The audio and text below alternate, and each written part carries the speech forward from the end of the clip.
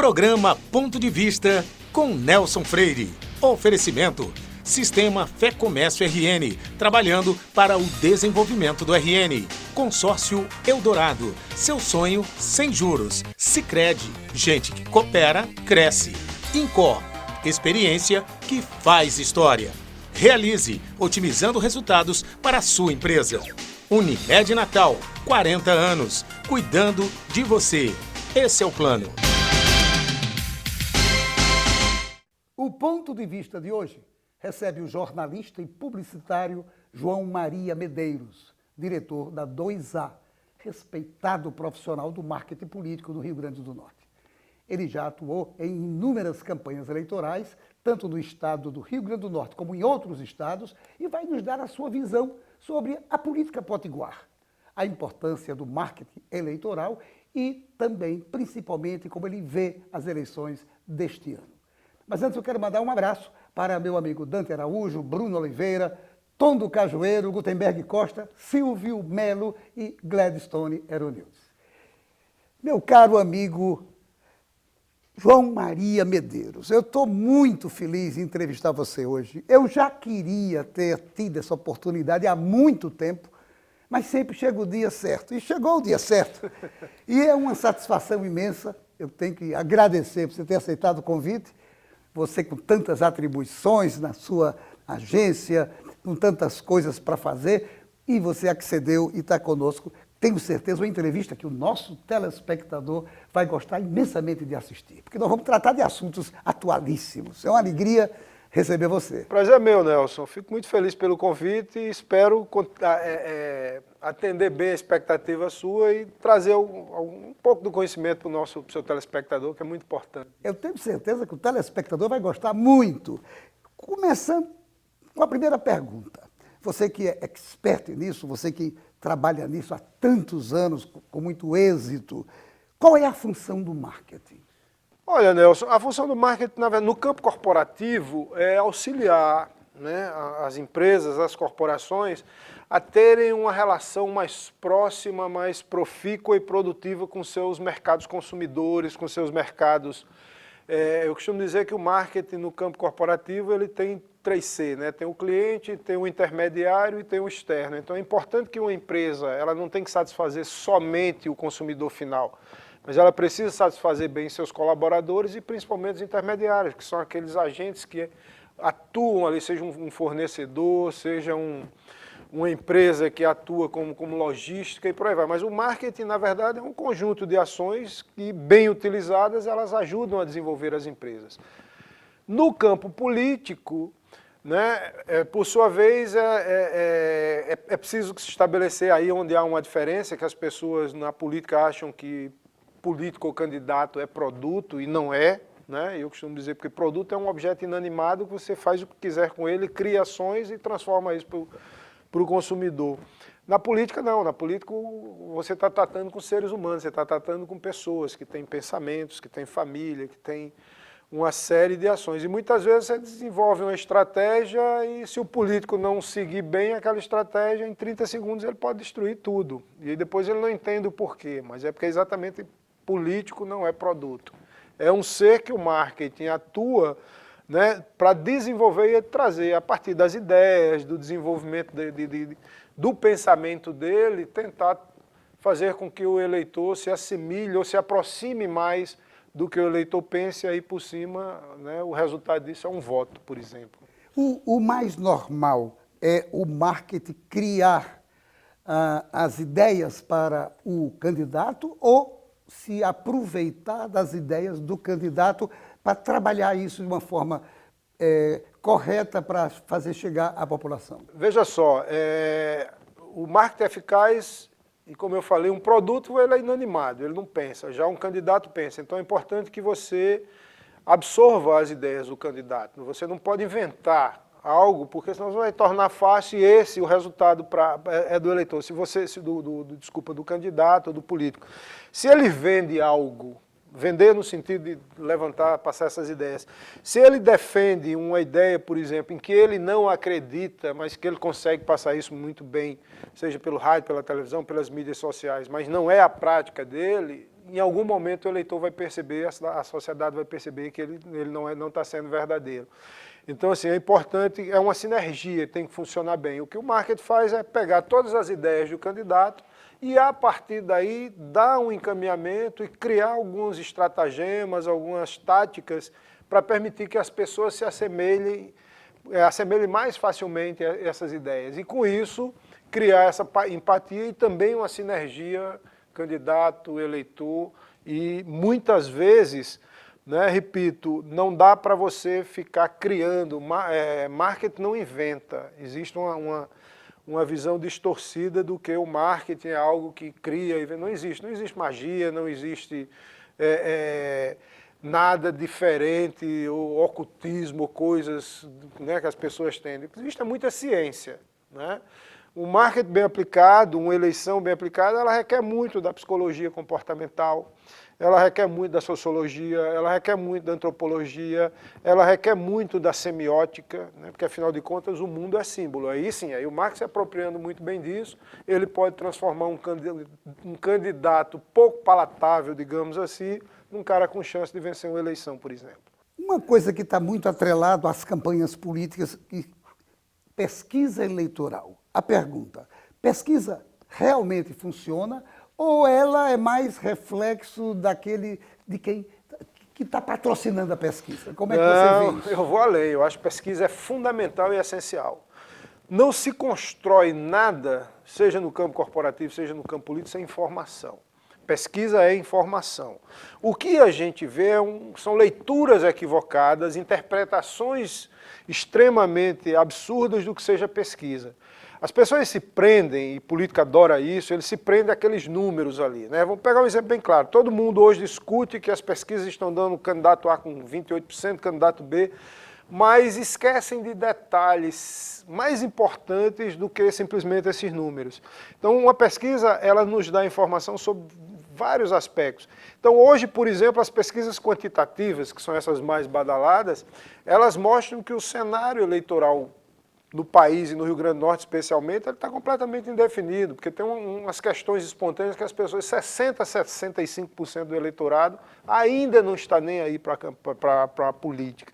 Mas a pesquisa é essencial, porque é um instrumento fundamental, porque é informação. E uma informação bem analisada, bem digerida, bem trabalhada, é o que modifica muitas vezes uma eleição. Então não são os números, mas o que se depreende tanto daqueles números, quando a gente fala de quantitativa, ou de outra modalidade de pesquisa, que são as qualitativas, são grupos focais. Você reúne pessoas e as pessoas expõem suas ideias de diversos segmentos, e aí você começa a tentar interpretar o desejo do eleitor e tentar fazer com que esse desejo seja também o que o teu candidato está oferecendo para ele. Inclusive, existe nas pesquisas um dado que pouca gente dá atenção, mas certamente que você, na sua área, dá muito, que é a questão da rejeição.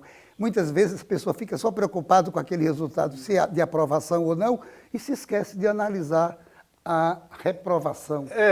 Além disso, são os porquês, né? Então, tem um candidato que está bem avaliado, é preciso entender por que ele está bem avaliado, do mesmo jeito que é preciso entender o porquê que ele está rejeitado, o que é que rejeita aquele candidato, o que é que dificulta essa aceitação da opinião. Então, assim, muito mais do que os números, o que nós enxergamos, o que nós analisamos, são as tendências, são os comportamentos que uma pesquisa em relação à outra apresenta. Então, essa informação, é com essa informação que a gente constrói muitas vezes um discurso, um caminho, e muitas vezes a gente desconstrói também discursos do adversário a partir do que as pesquisas nos apontam sobre o que a população pensa sobre ele, mas ele não percebe. Você falou há pouco que as pesquisas estão mostrando, inclusive, o afastamento do eleitor ainda. Claro, a gente está vivendo a Copa do Mundo. Certamente, ao terminar a Copa do Mundo, quero crer que seria o momento da população voltar a pensar na eleição, que, afinal de contas, vai acontecer no final do ano. A pergunta que eu queria lhe fazer era a seguinte: o ambiente político no Rio Grande do Norte está embaralhado para esta eleição de 2018? Completamente, totalmente. Eu acho que, na verdade, aí é reflexo Todo ano de eleição, Nelson, é normal esse período não ser um período que atraia o interesse da sociedade, do eleitorado, né? A Copa, claro, ajuda, mas normalmente quando a campanha começa, que o eleitor, tanto que a gente chamam as curvas de bolha e sequência, tem uns gráficos que a gente traça acompanhando, exatamente percebe isso. Mas o momento está embaralhado porque a política brasileira está embaralhada, né? A sociedade está atônita, ela está perdida, ela é responsável por isso, mas não se aceita, porque na hora que nós elegemos, nós não podemos tirar essa responsabilidade de nós. Mas o que acontece é um jogo porque, na verdade, eu acho que aí, especialmente no Rio Grande do Norte, o maior problema é a falta de novas lideranças, né? O estilo, a cultura política local, o modelo político, né, de condução política que ela não tem permitido o surgimento de novos quadros. Você aparece aqui e ali um ou outro, mas não existe um caminho que pudesse dizer, nós precisamos pensar o Rio Grande do Norte daqui a 30, 50 anos. E o que você vê são repetições de eleições muito pontuais, muito factuais, se discute muito superficialmente, mas não se discute a importância por exemplo, do contexto de desenvolvimento, seja econômico, seja social, da posição do Rio Grande do Norte na geopolítica, do Nordeste do Brasil, e isso você não vê essa discussão, ela fica muito distante. E a partir daí, então, como diz um amigo meu, a gente acaba tendo mais dos mesmos no campo político. É lamentável isso. A pequenez econômica do Rio Grande do Norte, é uma pergunta que eu quero lhe fazer, ela seria uma das responsáveis por essa manutenção desse status quo que você colocou, as mesmas famílias sempre atuando na política, as mesmas oligarquias. Isso não seria fruto da pequenez econômica do Estado? Eu acho que não é a pequenez econômica do Estado, eu acho que já é consequência da pequenez da cultura política do Estado. Né? Lembre-se que o Rio Grande do Norte, a gente não pode... Hoje é muito comum as pessoas colocarem o Ceará, falarem da Paraíba, que vem desenvolvendo, está passando do Rio Grande do Norte, mas aqui a cultura oligárquica, ela não está só na política, ela está em alguns grandes conglomerados também. Então existe um certo conluio, ou uma certa passividade entre a política e a economia, e isso não faz com que se desenvolva. Então, assim, eu acho que o Rio Grande do Norte tem um defeito terrível, né? Eu que rodo alguns estados, a gente vê isso, é que as pessoas aqui têm uma mania de grandeza, acham que tudo que surge aqui é muito grande, mas é muito grande só no pensamento, ele não é na ação, no ato, né? Você veja que nós somos o maior exportador de melão, de frutas irrigadas, nós temos minério, mas nós nunca nos preocupamos com a logística desse produto.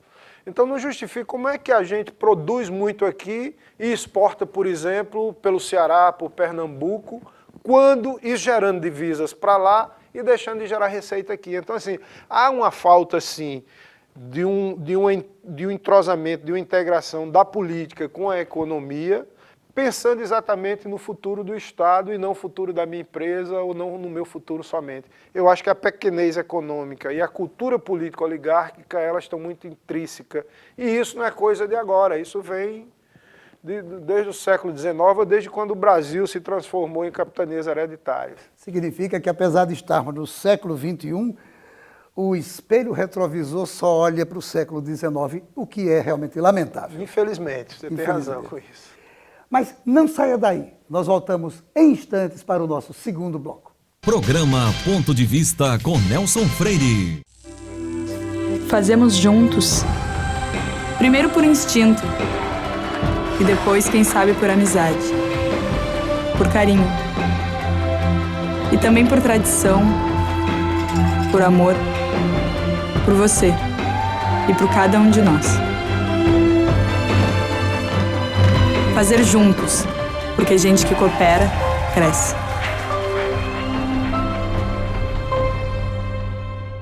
Seu papel é estudar. O nosso é tornar possível seus estudos. Seu papel é dirigir com responsabilidade. O nosso é tornar possível o seu carro. Seu papel é decidir viver junto para sempre. O nosso é tornar possível o futuro de vocês dois. Seu papel é amar seus filhos. O nosso é tornar possível o lar da sua família. Consórcio Eldorado. Há 30 anos, o nosso papel é tornar possível.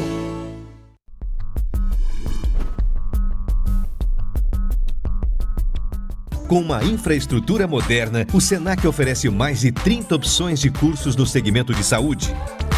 Pioneiras no Rio Grande do Norte, as habilitações técnicas em áreas como podologia e estética são diferenciais da instituição.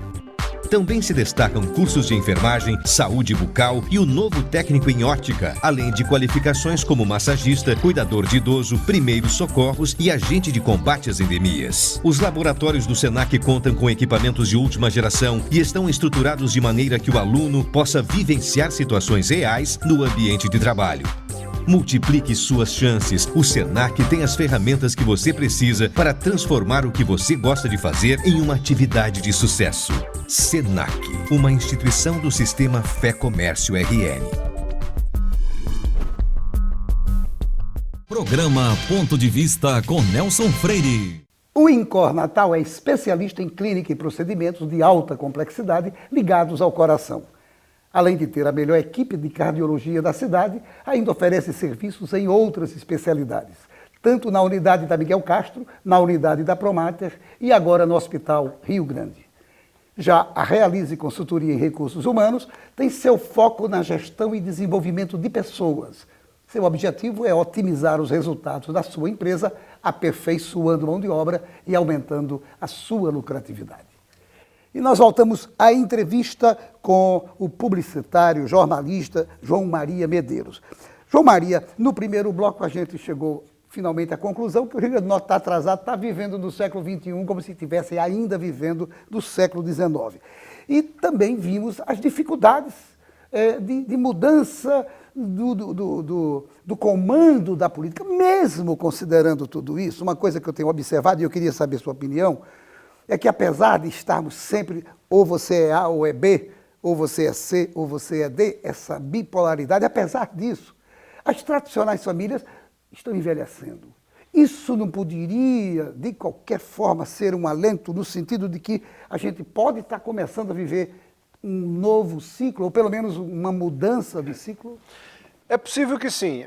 Estão envelhecendo, você disse muito bem. Agora, eu acho que o maior problema é que esses grupos políticos, né, com cunhos familiares, com raízes familiares, eles não se preocuparam na geração de novos quadros políticos. Né?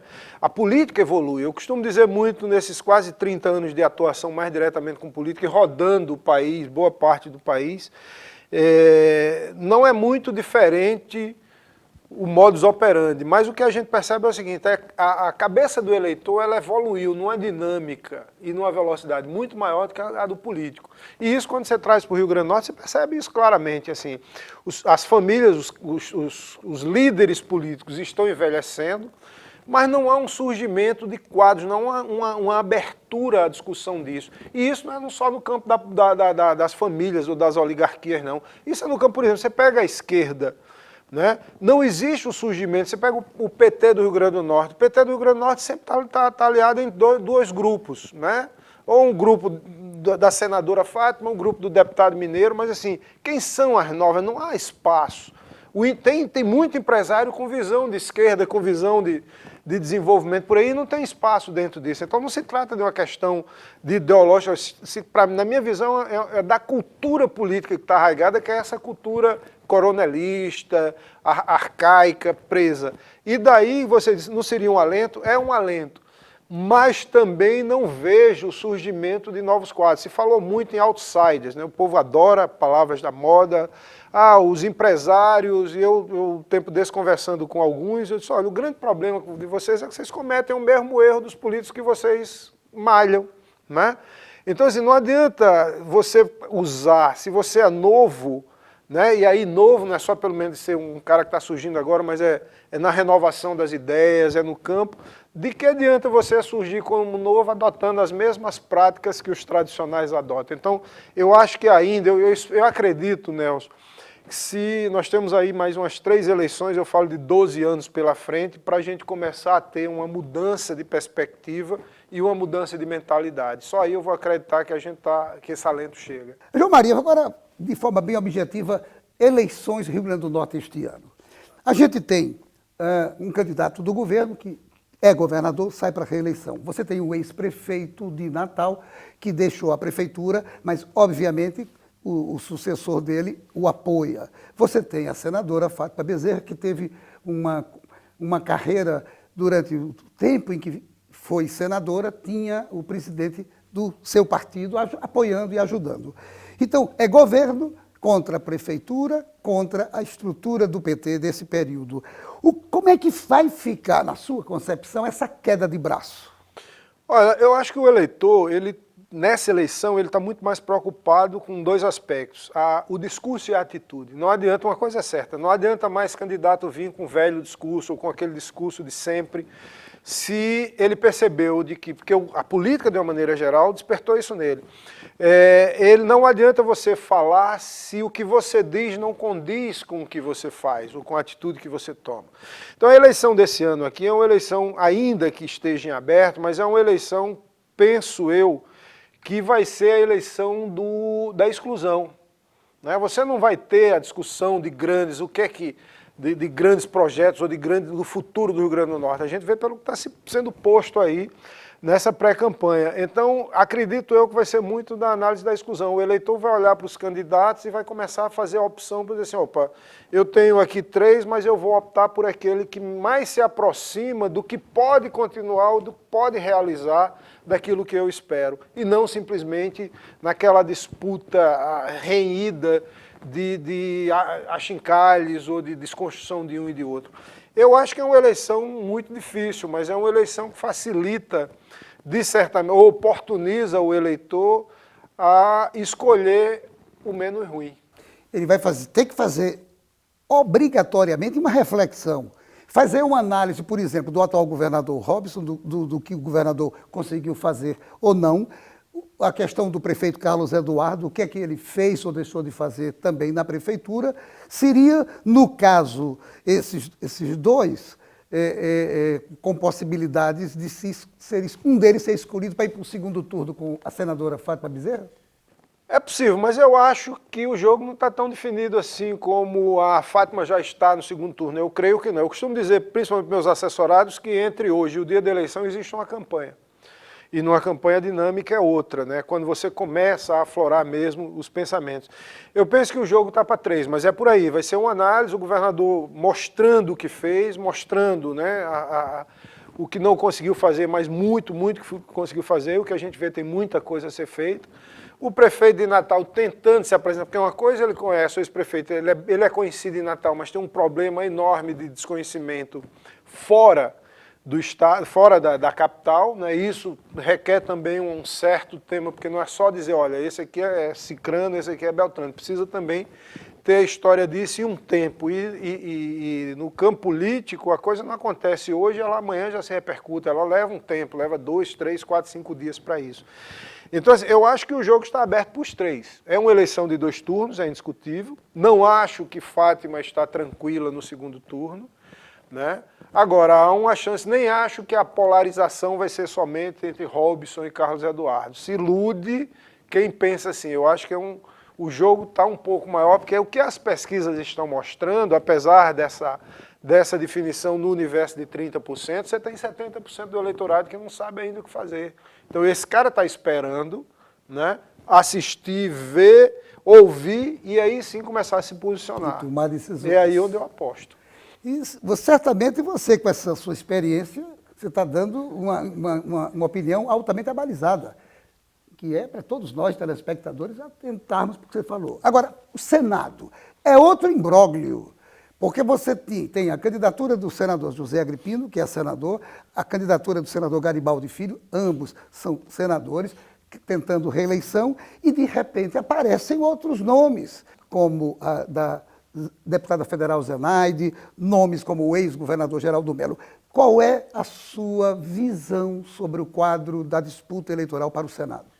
No Senado eu vejo o seguinte, eu vejo que tem é bem isso que você falou, tem um imbróglio, acho que dos 2 senadores que estão postos, né, você tem um mais frágil, né, o senador Zé Agripino se fragilizou e aí muita gente aponta, não, é porque ele está indiciado, é porque ele responde. Eu acho que não é, porque eu acho que ele se distanciou do Rio Grande do Norte. Acho que o senador Garibaldi tem um recall profundo, ainda é um, e até pela forma de fazer política, de ser o perfil conciliador dele, é importante que a gente lembre que quando o Garibaldi assumiu a presidência do Congresso, a presidência dele foi num momento de conturbação nacional. Ele foi um cara que conciliou, enfrentou na época o presidente Lula com aquelas coisas das medidas provisórias, com dureza, mas com altivez, sem entrar no confronto. Então, foi um governador que produziu muito para o Rio Grande do Norte, isso também a gente vê. Você surge a deputada Zenaide Maia, que surge como um novo, mas com um discurso, né? As pessoas esquecem, mas também é de uma família tradicional, né? Também está dentro da cultura oligárquica. Zenaide também é Maia. Também é Maia. Irmã, né, do ex-deputado João Maia, que está buscando agora a reeleição, voltar ao cenário. E assim, mas Zenaide aproveitou espertamente, inteligentemente, ela aproveitou um momento que é exatamente da insatisfação da população e ela assumiu uma postura de votar contra tudo e contra todos. E vendeu isso muito bem. Você agora tem o ex-governador Geraldo Mello que volta, não acredito muito, não por nada, mas por causa exatamente do espaço de tempo que ele ficou fora da política. Quer dizer, hoje ele é uma boa lembrança só e não adianta a gente pensar só em boas lembranças. Né? E surge agora o deputado federal Antônio Jacome, também como uma alternativa, apostando num segmento. Né? Mas eu também não acredito que só um segmento vai eleger. É preciso avaliar aquilo que eu digo. Hoje, o eleitor, mesmo insatisfeito, mesmo indignado com a política, ele vai avaliar muito o discurso e a atitude do candidato para decidir. Então, eu acho que é um jogo em aberto. Acho que nesse aspecto o senador Garibaldi leva mais vantagem por esses aspectos que eu coloquei. Ele tem um recall muito forte ainda. E a segunda vaga vai ficar exatamente entre essas definições. Claro que a deputada Zenaide vem levando mais vantagem, porque ela está conseguindo, né, colocar isso, a gente vê bem isso no seio da juventude, mas a campanha o desenrolar da campanha que vai fazer com que aflore mais o sentimento do eleitor e a partir daí a definição. É a mesma colocação que você fez para o governo, a coisa ainda está começando e, na verdade, são 3 brigas que vão acontecer. Agora, Mossoró pode influenciar alguma coisa, João Maria? Mossoró tem uma influência importante. Agora, eu acho que Mossoró nunca soube aproveitar, e aí vem a guerra familiar que existe lá, e o problema é que são ramificações da mesma família, do mesmo tronco familiar. Eu acho que a desunião lá é que atrapalha Mossoró. Né? Mossoró perdeu grandes espaços nos últimos anos, perdeu força da Petrobras, Mossoró, que já foi considerada uma das melhores cidades para se viver nesse país, mas assim, e vem perdendo por erros. E aí, enquanto houver essa política muito reída, Mossoró é uma cidade muito forte, né? Mas que, infelizmente, mantém uma tradição provinciana, culturalmente provinciana. E isso não é bom. Então, enquanto você tiver uma política reinando por caciques, o que a gente vai ver nessa eleição é uma divisão. Eu acho que os votos de Mossoró serão extremamente pulverizados, né? Correndo o risco até deles elegerem ou não elegerem candidatos que tradicionalmente a cidade tem, mas muito por força dessa cultura política que, na minha opinião, é uma cultura completamente enviesada e fora do tempo, ou como diz você, lá do século XIX. João Maria Medeiros, eu tenho ainda várias perguntas. Infelizmente, o programa é muito rápido, são só 30 minutos. O diretor já mostrou ali 3 vezes o relógio, porque a gente fica bebendo dessa sua sabedoria e achando bacana essa conversa. Eu vou lhe fazer uma pergunta para você responder em 1 segundo. A internet este ano vai influenciar a eleição aqui no Rio Grande do Norte? Ela vai ter uma influência, não como as pessoas acreditam que sejam decisivas, mas ela vai ter uma influência sim, até porque as redes sociais hoje ainda já é uma realidade. Agora, não da forma como muita gente vende, porque eu acho que ainda está distante. Amigo, só tenho que lhe agradecer mais uma vez. Obrigado por você ter vindo dar essa aula, dando o seu ponto de vista para que o telespectador acompanhasse tudo o que você pensa, de modo que eu renovo os agradecimentos. E talvez, a um médio prazo, eu lhe convide novamente para a gente analisar, quem sabe, os resultados finais dessa eleição de 2018. Ô Nelson, eu que agradeço, fica à vontade, é um prazer, foi um prazer enorme, muito bom participar do seu programa, muito bom mesmo. Grande abraço. E para você, meu amigo, minha amiga telespectadora, obrigado pela sua audiência. E a certeza de que no próximo Ponto de Vista traremos outro assunto do seu interesse. Programa Ponto de Vista com Nelson Freire. Oferecimento: Sistema Fé Comércio RN, trabalhando para o desenvolvimento do RN. Consórcio Eldorado, seu sonho sem juros. Sicredi, gente que coopera, cresce. Incor, experiência que faz história. Realize, otimizando resultados para a sua empresa. Unimed Natal, 40 anos, cuidando de você. Esse é o plano.